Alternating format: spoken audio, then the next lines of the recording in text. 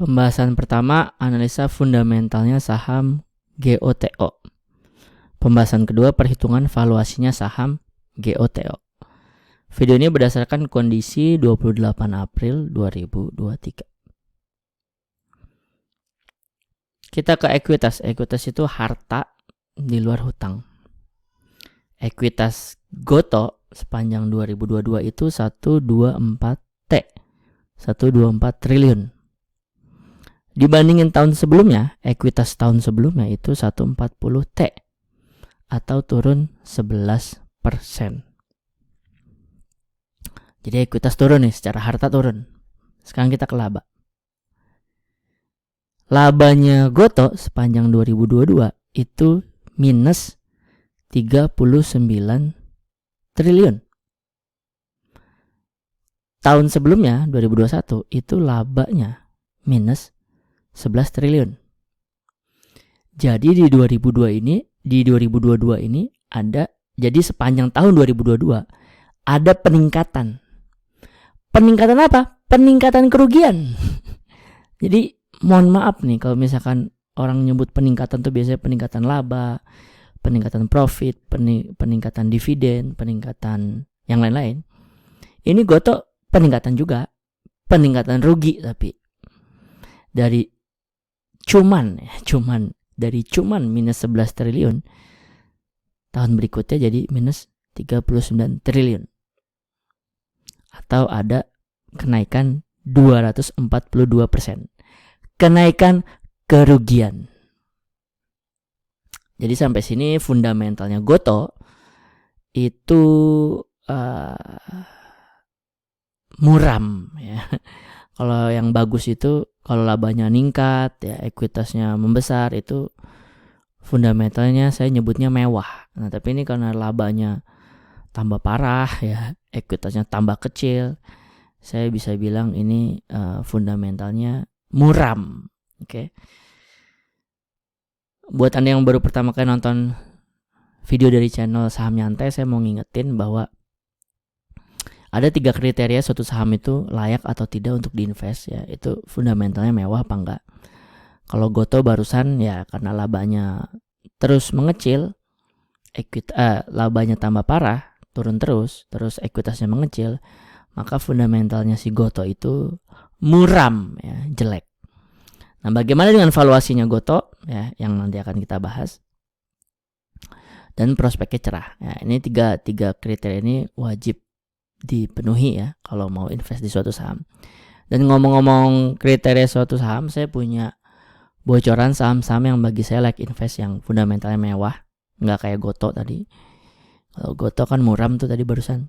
Terus valuasinya murah dan prospeknya cerah. Nah, ini bocoran-bocorannya ini bisa diakses lewat link yang saya taruh di deskripsi. Kita balik ke GOTO. Investor itu punya jurus macam-macam buat ngitung valuasi suatu saham, buat ngitung harga wajar suatu saham, buat ngitung kisaran harga wajar suatu saham.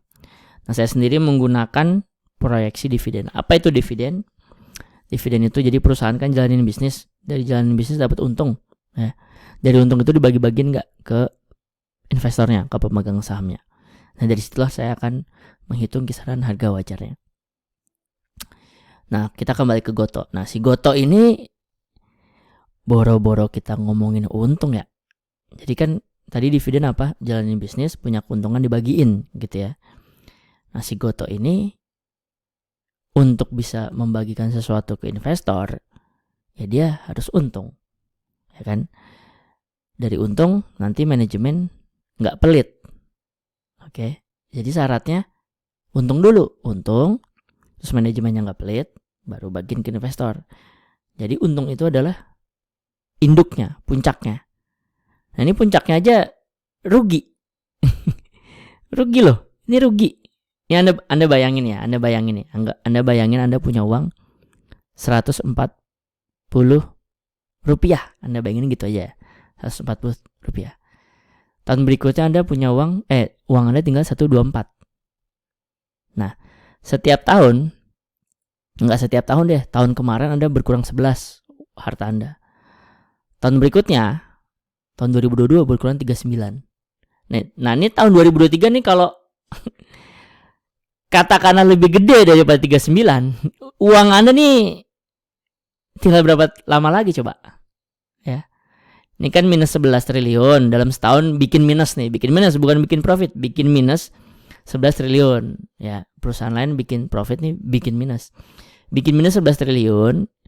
Tahun 2022 bikin minus 39 triliun. Nah, ini tahun 2023 kalau katakanlah minusnya 39 triliun lagi aja, 40 dah ya. Berarti paling banter kan si Gotoh ini 4 tahun lagi umurnya, ya enggak?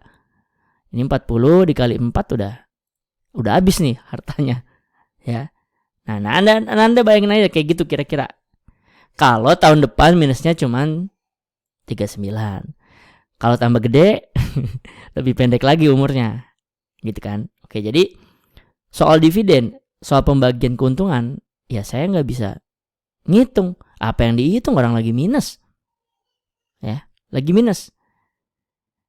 Ini kalau Anda pernah dengar gini, setiap bayi yang lahir di Indonesia itu menanggung hutang beberapa juta. Kalau Anda pernah dengar kayak gitu mungkin ya. Nah, ini sebenarnya kalau mau ditanggung-tanggungan ya, dengan hutang seperti ini, dengan rugi minus 39 triliun, dibagi jumlah saham yang beredar, itu sebenarnya tiap satu lembar itu punya utang 33. Satu lembar ya, satu lot itu 100 lembar. Jadi katakanlah Anda punya satu lot gitu, Gotoh Anda punya satu lot, 33 kali 100. Jadi per satu lot orang itu sebenarnya dibebani 3.300. Ya, cuman karena invest itu nggak ada utang-utangan ya, jadi jatuhnya kalau nggak nyungsep atau nggak hilang aja udah uangnya gitu ya. Karena sebenarnya kalau dihitung-hitung per lembar saham kita nilainya berapa, sebenarnya per lembar saham tuh minus 33 rupiah, atau per satu lot Gotoh itu minus 3.300 ya. Sebenarnya gitu. Jadi boro-boro ngomongin keuntungan. Nah, kalau nggak bisa ngomongin keuntungan, boro-boro ngomongin dividen. Kalau nggak bisa ngomongin dividen, maka saya nggak bisa tahu nih kisaran murah, wajar, mahalnya gimana, saya nggak tahu gitu. Ya, jadi saya nggak bisa menjabarkan murah, wajar atau mahalnya si Gotoh ini. Kenapa? Karena minus gitu. Karena minus, dia rugi. Nggak ada keuntungannya, apa yang mau dibagiin? Kalau bisa mah kerugiannya dibagiin kalau bisa kan. Cuman kan saham nggak gitu. Gitu. Jadi ya kalau ini satu aja, jadi kalau Anda tanya ke saya gocap aja masih kemahalan, gocap ya. Jadi kalau Gotoh turun sampai 50 itu bagi saya masih kemahalan. Ya Anda bayangin aja, per lembar saham itu sebenarnya menanggung 33 rupiah per lembar. Ya. Nah, jumlah saham yang beredar ada 1,1 triliun. Itu terkait kerugian sepanjang tahun 2022. Gitu ya. Nah, terus kalau Anda ngomong, Mimin terlalu pesimis gitu ya. Nah, kita balik lagi nih. Fundamental, valuasi, prospek. Fundamentalnya udah jelas, muram ya. Fundamentalnya muram ya. Labanya terus merugi, tambah besar ruginya, ekuitasnya terus mengecil ya. Jadi fundamental muram. Dan ini bukan pendapat pribadi, ini bisa dilihat di laporan keuangan. Jadi nomor 1 nggak ada perdebatan. Nomor 2, valuasi. Buat saya valuasi yang berdasarkan dividen berdasarkan bagi keuntungan. Kalau nggak ada keuntungannya, bagi saya yang menilai sesuatu saham dari dividen, maka saya nggak bisa ngitung. Kalau ada yang bisa ngitung, ya berarti dia bukan pakai dividen, dia pakai yang lain, gitu ya. Dan kalau Anda bilang Mimin terlalu pesimis, nih Mimin saham nyantai ini nggak ngerti masa depan, nggak ngelihat masa depan. Oke, kalau Anda mau ngelihat masa depan, poinnya. Anda lagi bahas di prospek. Ya contoh misalkan Gotoh tuh udah punya database banyak, bisa dia ngasilin keuntungan bla bla bla bla. Gotoh tuh udah menguasai ojek. Coba Mimin lihat ojek mana sih yang nggak pakai Gojek? Iya, itu semua kan data, itu semua kan prospek, itu semua kan ngomongin masa depan. Ya, saya nggak bilang selamanya akan suram, enggak, saya nggak bilang, saya juga nggak tahu masa depannya. Cuman kalau per detik ini fundamentalnya muram. Per detik ini tahun 2022 minus 39 triliun. Tahun kemarin minus 11 triliun. Ya itu datanya, ini yang terjadi nih. Kalau soal prospek, saya nggak tahu, saya nggak ngedebat. Anda pun yang bilang prospeknya bagus nggak bisa buktiin, ya karena masa depan. Dan asal Anda tahu, untuk supaya bisa jadi profit ya, setidaknya tahun depan Goto harus dapat 40 triliun profitnya. Nah, Goto 40 triliun itu kira-kira dari mana? Apa ojek jadi tarifnya 1 kilometer jadi 100.000 gitu, jadi ngalahin taksi supaya dapat 40 triliun. Nah, saya nggak tahu tuh, kalau bagi saya nggak masuk akal tiba-tiba kalau satu tarif Gojeknya jadi kayak tarif naik taksi, bagi saya nggak masuk akal. Ya, bagi saya nggak masuk akal. Jadi saya juga nggak tahu nih si Goto bagaimana akan dapetin profitnya gitu. Tapi kalau suatu saat Goto punya kemampuan, misalnya tiba-tiba si Goto nih ikut jualan nih, kan dia kan punya marketplace, tiba-tiba Goto jualan nih, jadi dia sendiri jualan gitu. Ya, dia harus dapetin 40 triliun gitu. Dari 40 triliun nanti dapat keuntungan. Keuntungannya dibagiin ke 1,1 triliun lembar. Nah, dari situlah baru orang kayak saya baru bisa agak menilai kisaran harga wajarnya berapa. Kalau saat ini saya nggak tahu karena posisinya minus. Lah, lagi minus mah apa yang dibagiin gitu ya. Lagi minus dia bagiin malah lebih parah lagi kalau lagi minus dia bagiin ya. Dia lagi minus 40 triliun per tahun. Sisi tahun 2022 dia minus, suruh bagiin lagi ya, lebih ngurangin harta dia yang 124 triliun ini gitu. Jadi dia nggak bagiin lagi minus, dia bagiin lebih parah lagi gitu ya. Oke, sudah cukup 11 menit saya membahas. Saya tidak ada maksud gimana-gimana. Saya juga kalau ada kata-kata saya menyinggung bagi Anda holder Goto yang mungkin masuk dalam duit banyak, saya minta maaf banget kalau kata-kata saya menyinggung Anda. Karena saya tahu juga, saya pernah ngehold suatu saham terus lagi turun, terus malah saya baca tulisan atau video yang jelek-jelekin saham tuh kayaknya ikut nyinggung gitu ya. Kayak ikut tersinggung gitu, kayak agama gitu ya jatuhnya. Jadi kalau kata-kata saya ada yang menyinggung, saya mohon maaf banget gitu. Oke, sekarang udah di ujung.